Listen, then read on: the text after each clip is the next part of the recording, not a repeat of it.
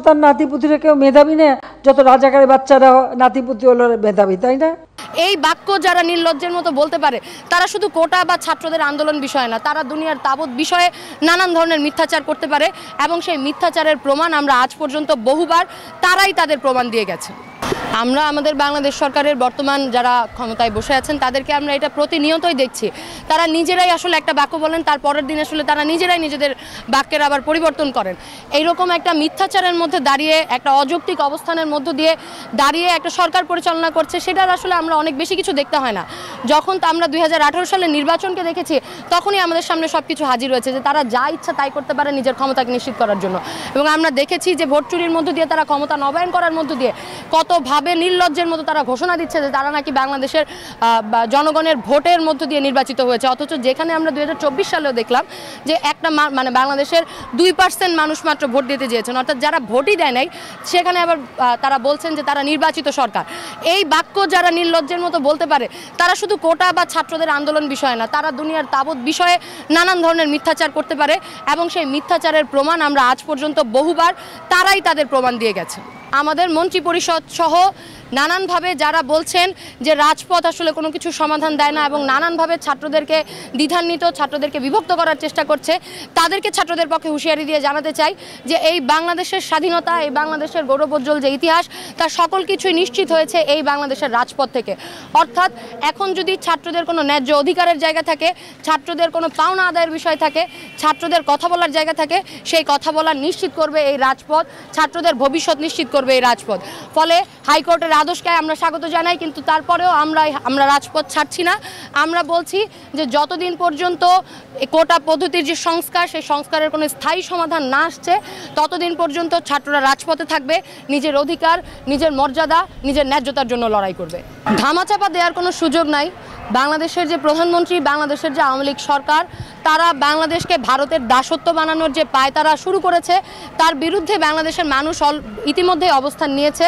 আপনারা আমাদের বাংলাদেশের মানুষের যে সোশ্যাল মিডিয়া থেকে শুরু করে নানানভাবে অবস্থান, বাংলাদেশের ট্রানজিট নিয়ে যে কথাবার্তা, সেটা সারা বাংলাদেশের মানুষ কিন্তু সেটাকে জানান দিয়েছে।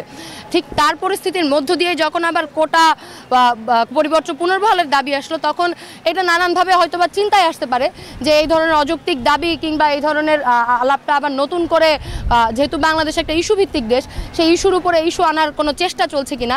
কিন্তু সেই জায়গা থেকে বাংলাদেশের মানুষের পক্ষ থেকে খুব উত্তম জবাব বাংলাদেশের মানুষ দিয়েছে। বাংলাদেশ যেমন বলছে যে এই বাংলা ব্লকেট, ঠিক আবার একই বলছে যে এই বাংলা ব্লকেট আজকে রূপ নিবে রেল ব্লকেটের জায়গায়।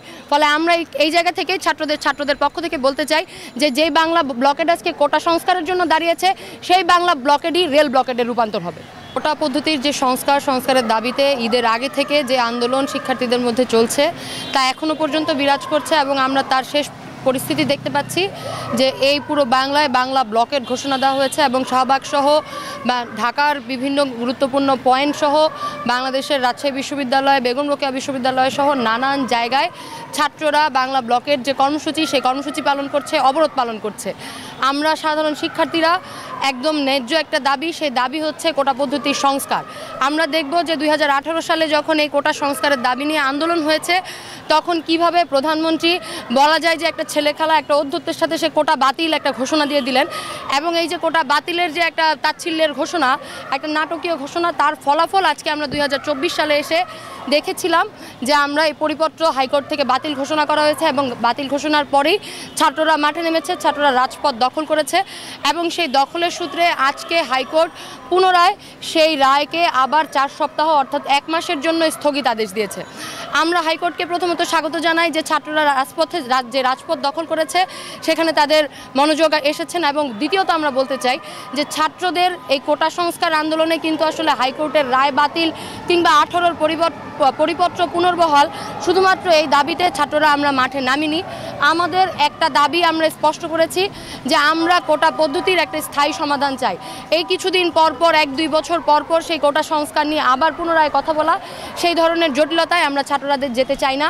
আমরা হাইকোর্ট সহ বাংলাদেশের প্রশাসনের কাছে আমরা একদম স্পষ্ট ভাষায় ছাত্ররা বলছি যে আমরা কোটা পদ্ধতির সংস্কার চাই এবং এই সংস্কার যেন একটা স্থায়ী সমাধান হয়। আমরা বলছি যে কোটার যে পুরো ব্যবস্থাপনা, সেই ব্যবস্থাপনার জন্য প্রয়োজনে চাকরিতে নিয়োগের ক্ষেত্রে একটা আলাদা কমিশন গঠন করে সেই কোটা পদ্ধতির সংস্কার করতে হবে এবং সেই সংস্কার একটা স্থায়ী সংস্কারের দিকে যেতে হবে।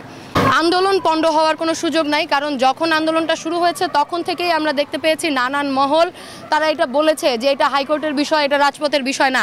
কিন্তু এটাই আমরা বলতে চাই যে বাংলাদেশে এখনো পর্যন্ত যত পরিবর্তনের সূচনা হয়েছে, যত পরিবর্তন সূচিত হয়েছে, তার সূত্রপাত এই রাজপথ থেকেই হয়েছে। এটা কোটা পদ্ধতির এই আন্দোলন এটা আজকের কথা না, সে 2003 সাল থেকে আমরা দেখছি। ফলে সেই দিক থেকে আমরা বলতে চাই ছাত্ররা আমরা রাজপথ থেকে সরছি না। এবার মন্ত্রিপরিষদ থেকে শুরু করে যে যতভাবেই আমাদেরকে দ্বিধান্বিত বিভক্ত করার চেষ্টা করুক না কেন, ছাত্ররা কোটা পদ্ধতির স্থায়ী সমাধান চায়। স্থায়ী সমাধান না হওয়া পর্যন্ত ছাত্ররা আমরা রাজপথে আছি। এই বাংলা ব্লকেট চলবে, নতুন আরও কর্মসূচি আসবে এবং সেই কর্মসূচিতে বাংলাদেশ আপামর জনতা এতদিন পর্যন্ত যে সমর্থন জুগিয়েছেন সেই সমর্থনকে আরও বেশি আমরা প্রত্যাশা করি। বাংলাদেশের অন্যান্য যে ছাত্ররা যেভাবে যে তরুণরা এখানে যুক্ত হতে পারে তাদেরকে আমরা আহ্বান জানাই এবং আপনারা যারা মিডিয়া বন্ধুরা আছেন তাদেরকেও বলতে চাই বাংলাদেশের ছাত্রদের যে ন্যায্য আন্দোলন, বাংলাদেশের মানুষের যে ন্যায্যতার প্রশ্ন, সেখানে আপনারা ন্যায্যতার প্রশ্নে আপনারা ন্যায্য জায়গা থেকে অবস্থান নেবেন এবং বাংলাদেশের মানুষের পক্ষে অবস্থান নেবেন বলে আশা করি। প্রশ্ন ফাঁস তো আসলে এটা বাংলাদেশে নতুন ঘটছে না, আমরা ইতিমধ্যেই বাংলাদেশে নানানভাবে দেখেছি এবং এই প্রশ্ন ফাঁসের মধ্যে দিয়ে দীর্ঘদিন ধরে বাংলাদেশের সামনের যে আগামী প্রজন্ম, সেই প্রজন্মকে একদম গোড়া থেকে নির্মূল করা কিংবা প্রজন্মকে একদম মেরুদণ্ডহীন করে দেওয়ার যে প্রবণতা, সেই প্রবণতা আমরা আমাদের শিক্ষাক্রম দিয়ে দেখেছি, তার আগে আমরা প্রশ্ন ফাঁস দিয়ে দেখেছি। ফলে এই যে আমাদের আগামী প্রজন্মকে মেরুদণ্ডহীন করার যে জায়গা, সেই জায়গা থেকে এই ধরনের প্রশ্ন ফাঁস করার ঘটনাগুলো ঘটছে এবং সেটা আমরা সামনে আরও কতদিন ঘটবে তা আমরা জানি না। ফলে এই জায়গা থেকে যদি আমরা আসলে মেরুদণ্ড নিয়ে বেঁচে থাকতে চাই এবং বাংলাদেশের সামনের যে প্রজন্ম, বাংলাদেশের যে শিক্ষা ব্যবস্থা, সেটাকে আসলে তাহলে পুনরায় নতুন রূপ দিয়ে নতুন করে ঢেলে সাজানোর বিষয় আছে। এবং আরেকটা বিষয় হচ্ছে যে দুর্নীতির প্রশ্ন, বাংলাদেশের যে দুর্নীতির মহাসমুদ্রে আমরা বসবাস করছি, সেটা আসলে সকল দিক থেকে আমরা দেখতে পাচ্ছি। আমরা কিছুদিন আগে বেনজির সহ নানান জনের কাণ্ড আমরা দেখেছি। এবার আলাপ আসে তাহলে দুর্নীতি দমন কমিশন। সত্যিকার অর্থে যখন বাংলাদেশের প্রধান ক্ষমতাধর ব্যক্তি একজন ভয়ানক দুর্নীতিবাজ, মিথ্যাচার এবং ভয়ানক পরিমাণে জনবিমুখ আচরণ করছে, তখন তার আন্তে প্রান্তে এই ধরনের দুর্নীতি, এই ধরনের ক্যাডারবাজি, এই ধরনের সন্ত্রাসবাদিতা তার ছড়িয়ে ছিটিয়ে থাকবে, এটাই খুব স্বাভাবিক বিষয়। ফলে এই দুর্নীতি নিয়ে আলাপ করতে গেলে আসলে বাংলাদেশের শাসন ব্যবস্থা নিয়ে কথা বলতে হবে, বা প্রশ্ন ফাঁস নিয়ে কথা বলতে গেলে বাংলাদেশের শিক্ষা ব্যবস্থা নিয়ে আলাপ করতে হবে। ফলে খুব সরলভাবে বোঝা যাচ্ছে যে আমরা এমন একটা শাসন কাঠামোর মধ্যে চলছি যেখানে দুর্নীতিবাজরা দুর্নীতির পাহাড় জমিয়ে উঠছে এবং যারা সাধারণ মানুষ তারা মাটি থেকে মাটির তলানিতে পৌঁছে যাচ্ছে। এই ব্যবস্থার যদি আমরা পরিবর্তন করতে চাই, তার সেজন্য আসলে বাংলাদেশের শাসন ব্যবস্থার পরিবর্তন ছাড়া আমাদের কাছে বিকল্প আর কোনো পথ নাই। ফলে বাংলাদেশের মানুষ